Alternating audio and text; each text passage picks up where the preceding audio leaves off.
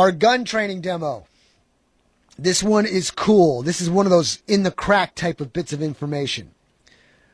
The shape of the grip versus the palm of your hand may help you in shooting, or it may not. The proper fit for a handgun is essential for quicker and more accurate shooting.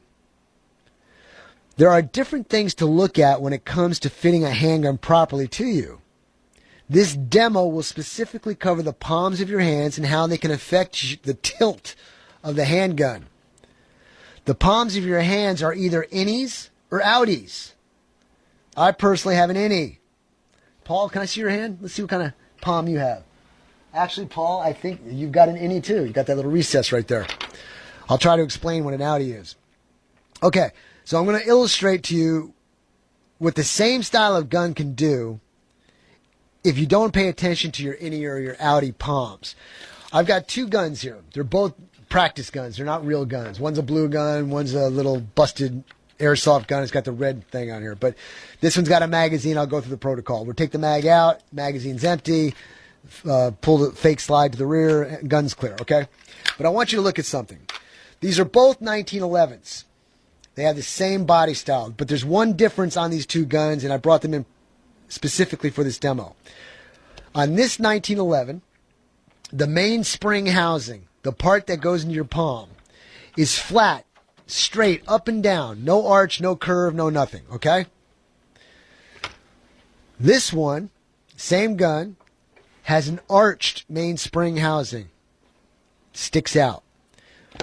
We're going to the video here now. If you're looking at my hand, you may be able to see this. I hope you can. I'm going to try in different angles. But right here, as you look at the thumb, the meaty part of my thumb, it kind of overhangs my palm, causing a hollow spot.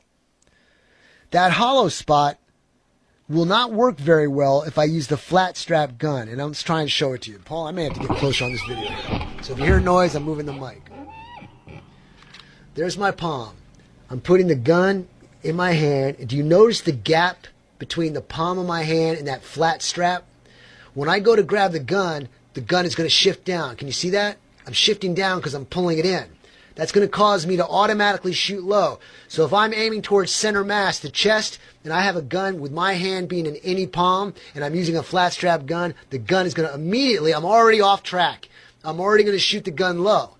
Now, if I put, with this hand, the gun with the arched back strap into my hand, you're going to notice immediately how the arched part of this gun fits that gap in my palm. So when I go to grab it, nothing moves on the gun. The gun stays straight. This works best for me. But now if I have a palm that is flat, there's no hollow, and I put the arched gun in there, now the gun's going to point up because the gun has no place to go in my palm. That's why I would want a flat strap.